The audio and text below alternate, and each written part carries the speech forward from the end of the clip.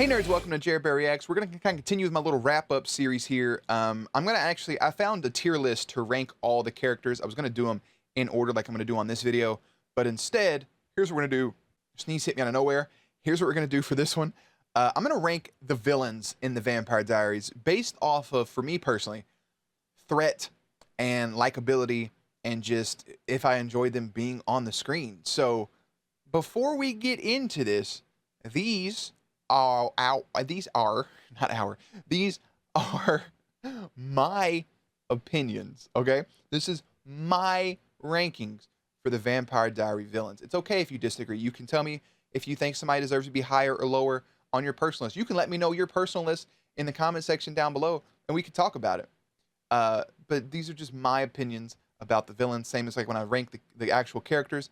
All my opinions. So I'm going to kind of give a mini list of the order, not the exact order, but all the threats that we encountered. If I forgot any, I'm sorry. It's 171 episodes. It's a long show.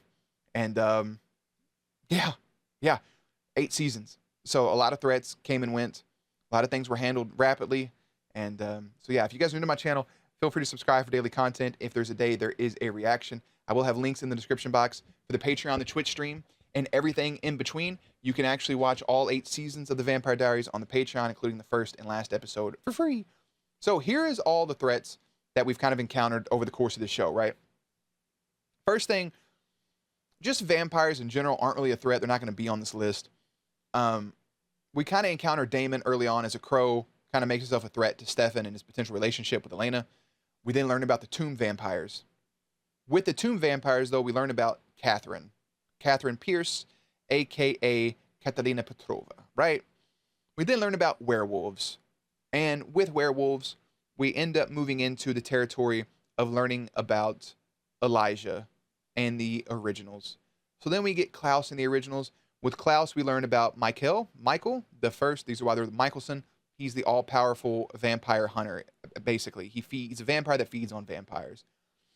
We then learn about Esther, aka the original mother. We then go into a threat where we have Ripper Stefan. We then get in our threat of the only way to really stop kind of Esther, if I'm not mistaken, was with an all-powerful vampire. Introduced Vampire Alaric was a threat for a minute because he really didn't give a shit about people.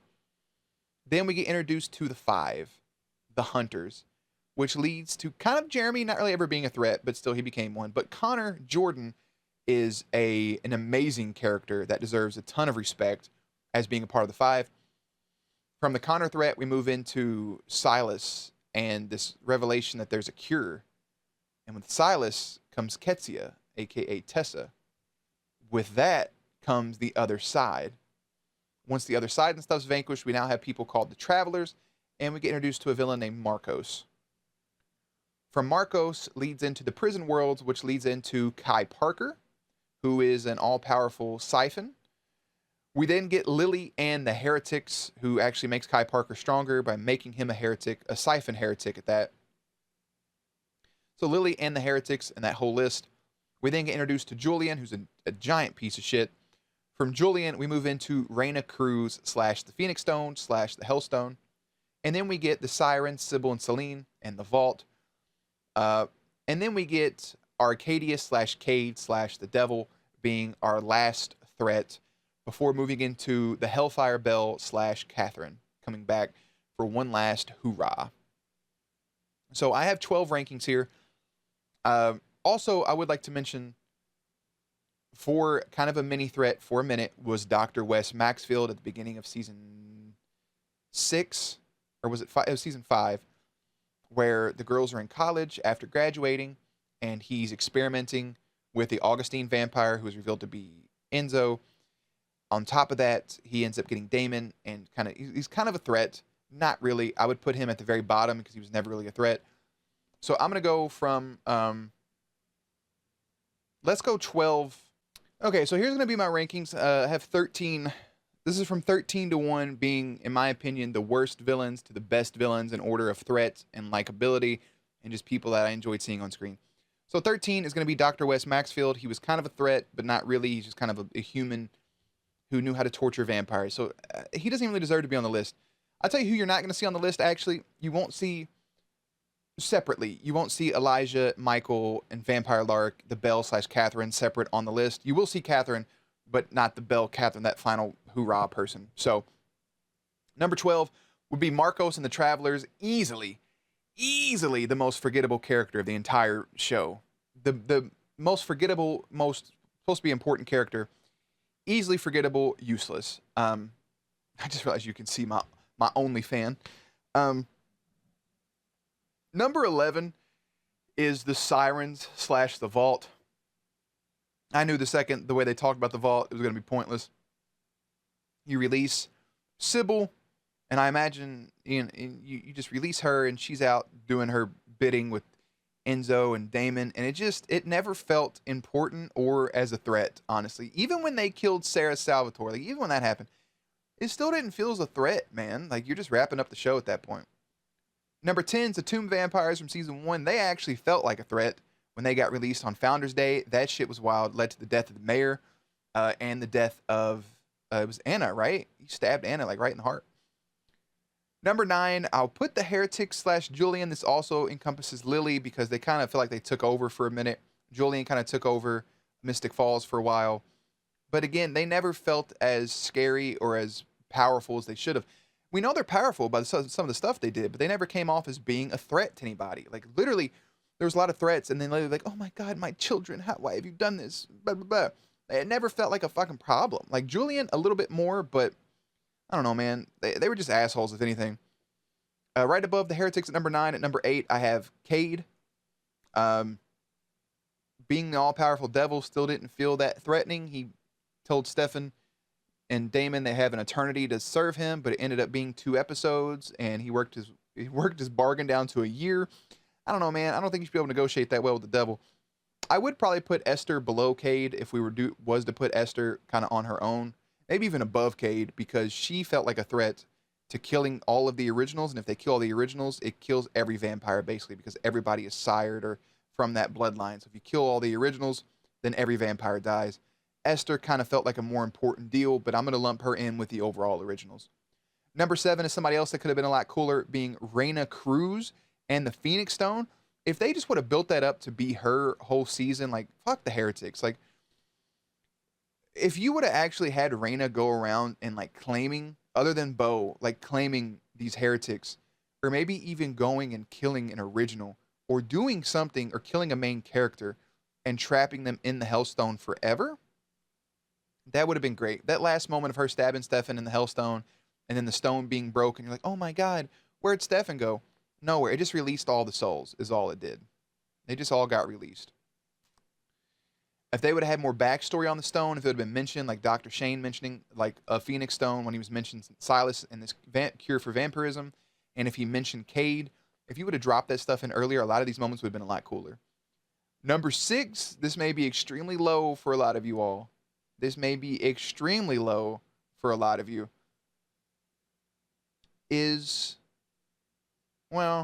Okay, for 6, I'm going to do Silas and Tessa and Ketsia. With the whole Cure storyline, Silas kind of felt like a threat multiple times. He really just didn't give a shit. And Ketsia, she was one bad day away from killing or erasing everybody's brain. So their little love story with the Amara thing, the doppelgangers, that was interesting. I'm going to change it. At number 5, I'm actually going to have Kai Parker. And I have a note that once he merged with Luke, because he kind of had his sensibility, but he wasn't a ruthless killer. If they would have never had that moment, which granted, it helped his humor tremendously, if they would have kept him psychotic, he really would have felt like a threat. Once he merged with Luke, it just kind of like, he had empathy in him for once. I really enjoy the character. People, for some reason, think I hate Kai. I love Kai Parker. He's just, other people feel like more of a threat than Kai did. Kai killed Joe. That's it. Without Lily, he would have never linked the whole Elena spell. They just pinned that on him. And he got his head slapped off, and it was beautiful. So Kai would be at number 5. Number 4, I would have Connor Jordan, because Connor Jordan felt like a threat the entire season of him hunting people. There were vein gloves, the hostage situation during the funeral, Connor trying to recruit Jeremy, trying to recruit other people. Connor constantly felt like a threat, and he was one step ahead, it seemed like, for a while. The whole investigation thing, him living out in the woods in a camper, I loved everything about Connor Jordan, and he's the reason that Elena fed on a human. He pushed her, basically. She took it out on him. Number 3, I have Elijah, and I have Elijah separately because I think he is his own entity. Elijah is a calm threat. Like, he feels like a threat on screen, but at the same time, he's a man of his word. But if you don't hold up your end of the bargain, he's going to cut you up, bro. And from the first moment he's on screen, knocking off Trevor's head was intimidating as fuck. Number 2, I'm going to put the queen herself, Catherine Pierce / Katarina Petrova. And the reason I have her at number 2, master manipulator, from the very first, the ending of season 1, finally meeting Catherine and knowing that that was her, was the most shocking moment, I think, of the entire show. Like, if we had a separate award for that, that would be the most shocking moment for me. And then manipulating all the way through and taking Elena's spot and then having, like, merging with Elena's body so she wouldn't die. And then coming back for one last hoorah and kind of a shitty last not a shitty last episode, but a shitty last moment for her, really. She just kept dying over and over to a dagger. But still, Catherine is the master manipulator. She is an amazing character. She is the best version of Elena, and we love Catherine for that. Number 1, I think, is obvious at this point. I have kind of a merger between the originals and werewolves and then Klaus. And the reason I have this here is because Klaus is the hybrid. He can cure werewolf bites. And the originals in general felt like the biggest threat in the show. Granted, you had moments with Rebecca kind of like wanting love and going to dances and shit. But like Klaus always felt at any moment he would end your life. And "O Come All You Faithful" to me made him the biggest threat of him slaughtering everybody without batting an eye. And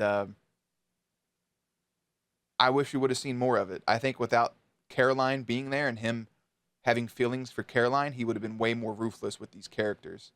Klaus to me was the biggest threat. He was one of my favorite characters in the entire show for the seasons we had him. I would put, though, above Klaus that the biggest threat in this entire show will always and forever be Ripper Stefan. Ripper Stefan is the most ruthless killer, the most ruthless character in this show. And if we just would have had, which we had it too much, but Ripper Stefan has no emotion. He's in full kill mode. With this human side of him with remorse, keeping track of the people's names, he's terrifying. And in that last moment, the last act that Ripper Stefan did of killing Enzo really shows with his emotions off, he doesn't care. I think throughout the entire show, Stefan has the highest body count when it comes to deaths. I think Caroline has the highest body count, but I think Stefan has the highest body count when it comes to killing peeps. And yeah, that's my Mount Rushmore of baddies. Would actually be Connor. I'd do it this way: if I had to give a Mount Rushmore of bad people, it would be Kai, Connor, Catherine, and then the originals have their own separate block with a twin-headed person being Klaus and Elijah. Rebecca's also just as terrifying as these people, but Rebecca at the end of the day just wants love. So, in my opinion, the best villain of the entire show is Klaus Michelson. You can tell me your order of those people. If there's somebody else I left out, you can let me know in the comment section down below. That's just what I think here as we wrap up the Vampire Diaries, an almost 20-minute video. And as always, I'm going to go ahead and head out. Let me know if you agree, disagree. I know there's going to be arguments about Kai. I'm okay with it. I know you guys love Kai Parker. I just feel like these other characters were better. I know it's weird to hear Connor Jordan above Kai Parker, but Connor felt like more of a threat for me personally when he was on screen.